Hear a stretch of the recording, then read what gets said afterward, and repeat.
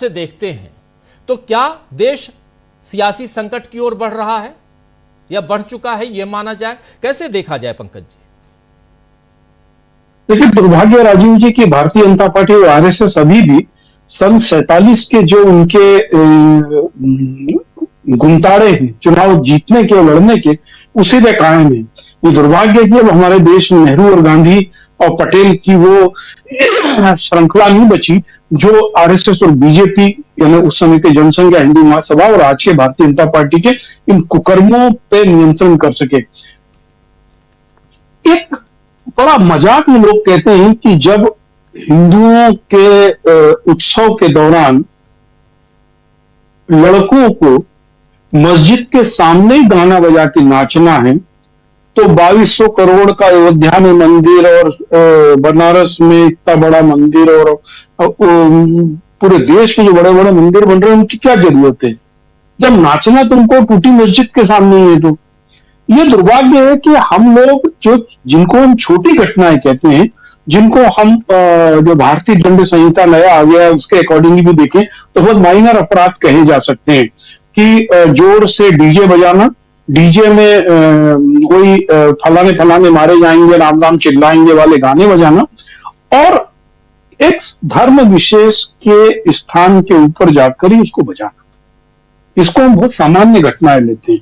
लेकिन जब ये घटनाएं बड़े लेवल पर कन्वर्ट हो जाती हैं उसके बाद में हम इस पर चर्चा करते हैं। आप दुर्भाग्य देखिए कि कोई भी टीवी चैनल उस वीडियो फुटेज को नहीं दिखा रहा है जो सोशल मीडिया में गली गली में घूम रहा है कि जो दुर्भाग्य से जो बच्चा मारा गया 22-23 साल का, जिसके भी 3 महीने पहले शादी हुई थी, उसकी बेचारी की दुल्हन को तो मालूम ही नहीं होगा कि उसका दुल्हा क्या करने जा रहा है।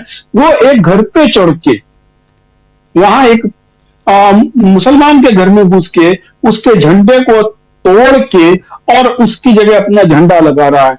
और शलभ मणि त्रिपाठी सरीके विधायक जो मुख्यमंत्री के सलाहकार रहे हैं वो ट्वीट कर रहे हैं कि चूंकि वहां के अधिकांश जो कैमरा होल्ड करने वाले लोग हैं बहराइच के वो मुसलमान इनाम के साथ दे रहा, इसलिए वो एक तरफा फुटेज दिखा रहे हैं।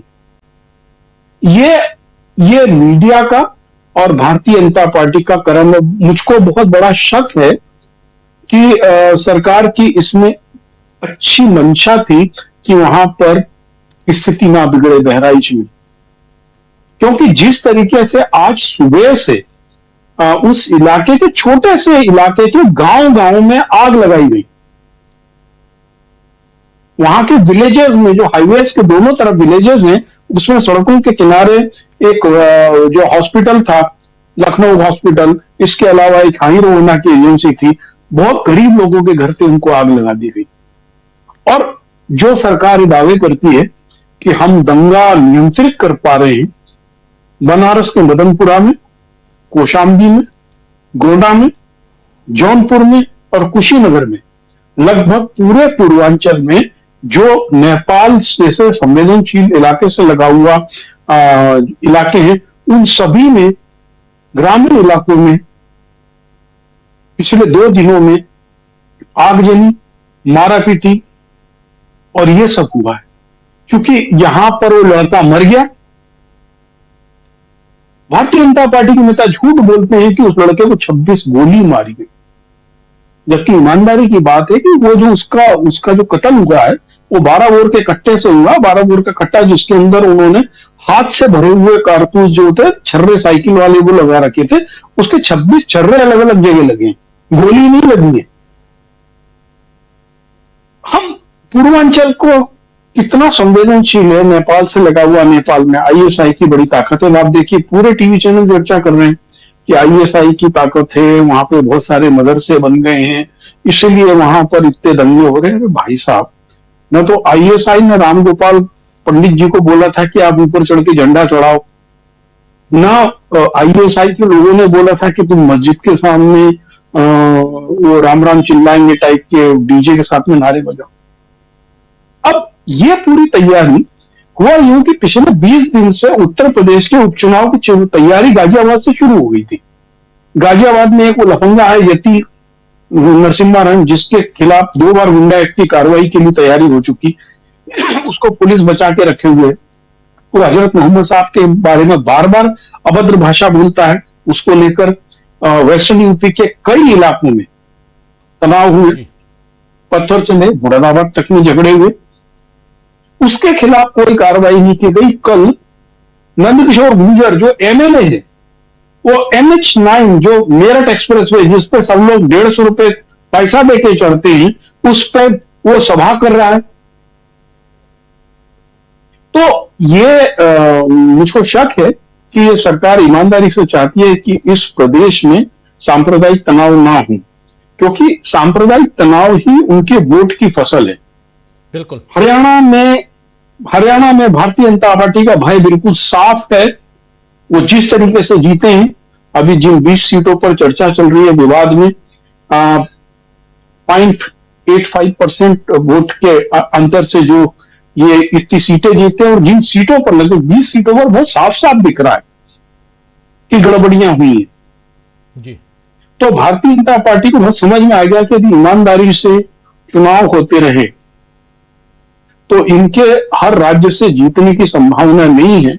इसलिए इनके जो पुराने द्वंद्व फंद हैं सांप्रदायिक सद्भाव बिगाड़ने के, उसको तो लगता है महाराष्ट्र के लोगों को और सतर्क होना चाहिए।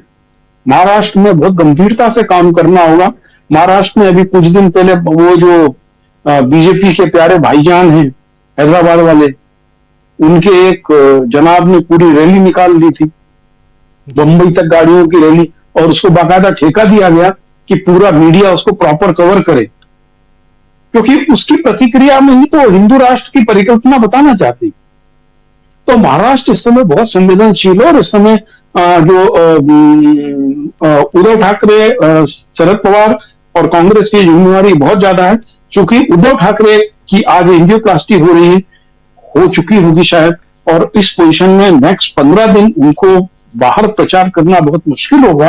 तो इस समय कांग्रेस और एनसीपी की ज्यादा जिम्मेवारी है कि वो संवेदनशील सांप्रदायिक घटनाओं पे उस ईवीएम पर भरोसा नहीं कर सकता हूं जिसको बनाने वाली जो कंपनी BEL है, उसके 4 डायरेक्टर जो हैं वो भारतीय जनता पार्टी के सीधे पदाधिकारी होते हैं। अभी एक पानीपत शहर के काउंटिंग की घटना में आपको सुनाता हूं। पानीपत काउंटिंग में 2 चरण तक कांग्रेस आगे रही। अचानक काउंटिंग के नतीजों को बाहर देना बंद किया, और फिर वो पेटियां आनी शुरू हुई जिसके अंदर बैटरी 99% थी, और वो जितनी 99% वाली बैटरी थी उन सब में बीजेपी को 65% से प्लस ऊपर वोट मिले। और जिन ईवीएम में बैटरी 78-76% थी उसमें कांग्रेस को ज्यादा मिले। ये अभी ऑन रिकॉर्ड है, उसकी कंप्लेन बाकायदा चुनाव आयोग को की गई है।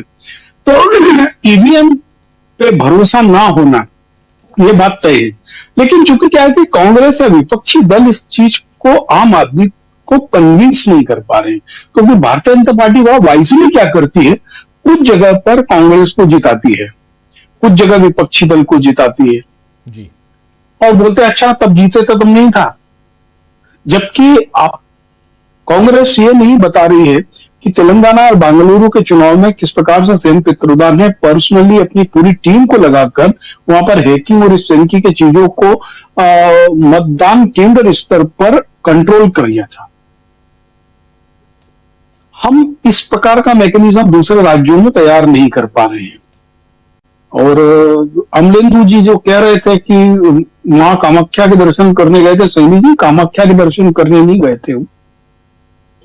भारतीय जनता पार्टी में अमित शाह के बाद में जो सबसे बड़ा ऐसा व्यक्ति है जिसके हाथ में सबसे ज्यादा अपराधी और आतंकवादी हैं, तो वो हेमंत शर्मा है।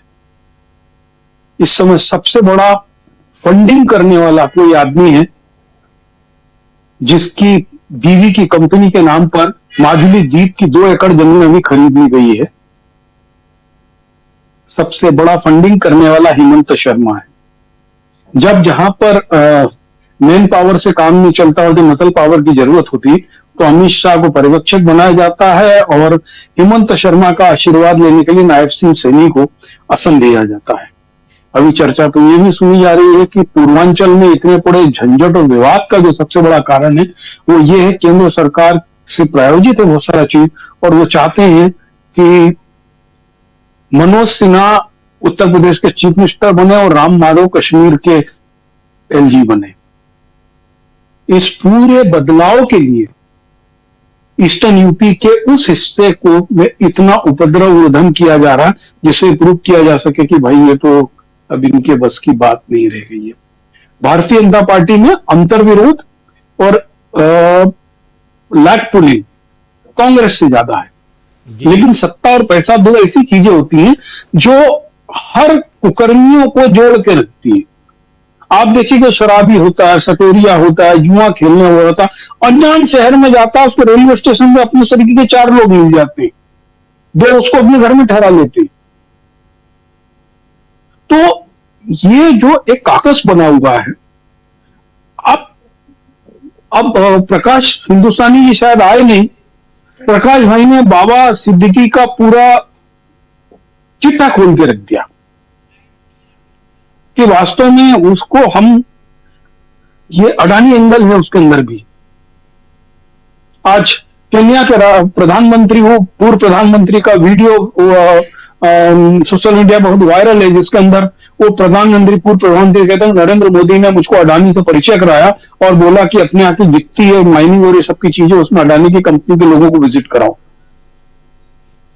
तो असल चीज ये है कि हमारे यहां दुर्भाग्य से पैसा और पावर दोनों भारतीय जनता पार्टी और आरएसएस के लोगों ने अपने हाथ में रखा। 25 साल मध्य प्रदेश में शासन करने के बाद में उन्होंने व्यापम के जरिए इतने सारे आरएसएस का पूरा केडर अंदर भर दिया।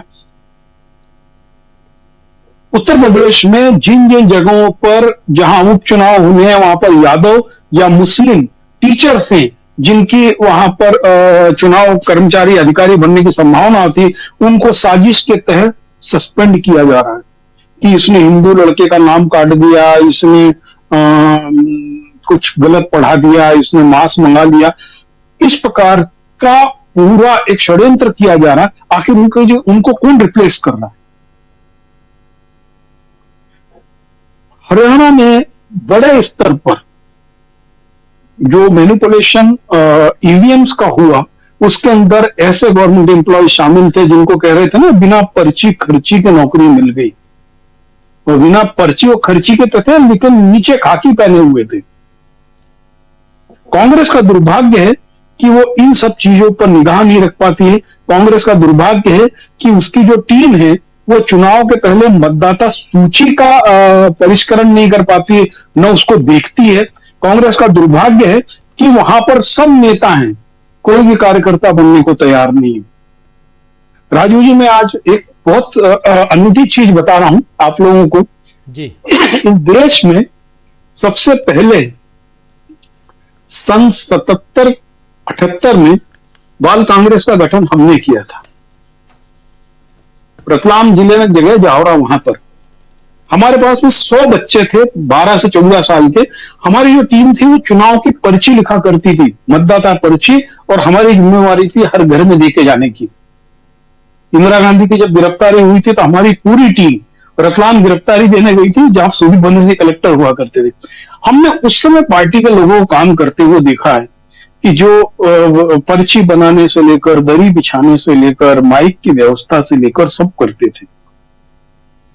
आज कांग्रेस पार्टी का जो दुर्भाग्य है, देखिए आपको तारीफ करनी पड़ेगी, बीजेपी का कार्यकर्ता इस मामले में मरने मारने को उतारू रहता है। चुनाव के 6 महीने पहले जाहिर है उसको पैसा मिलता है, वो मतदाता सूची देखेगा, कौन लोग मर गए हैं, कौन लोग वहां से हट गए हैं, उन सबको मार करेगा, उनके नाम के फर्जी वोट कैसे डलवाना है उसकी व्यवस्था करेगा। ये एक पुराना तरीका भी होता था, जो अब मतदाता पहचान पत्र के कारण थोड़ा सा उसको मॉडिफाई करना पड़ता है। मरे हुए विस्थापित हो गए, जो लोग घर छोड़ के चले गए, उनके वोट कैसे 7 बजे से 8 बजे तक डलवा लिए जाए, ये सब कर लेते हैं। तो कांग्रेस का कार्यकर्ता उनको देखता ही नहीं है, क्योंकि क्या होता है कि जहां पोलिंग स्टेशन होता है वहां पर भारतीय जनता पार्टी का जो पोलिंग एजेंट बैठता है उसको 5 बार खाना हो रहा है, तो कांग्रेस का एजेंट को 11 बजे बड़ी मुश्किल में 4 पूरी और आलू की सब्जी आती है, तब तक बीजेपी का कार्यकर्ता उसको अपना खाना खिला चुका होता है। तो शाम को 5 बजे जब पेटी पैक होने वाली होती है तो उसके अंदर क्या कोडिंग और डिकोडिंग हो रही है, उसका कांग्रेस का कार्यकर्ता इतने दबाव में रहता है उसकी पूरी और माल के कि उसको देखता ही नहीं। मध्य प्रदेश का पूरा चुनाव ऐसे देखा है।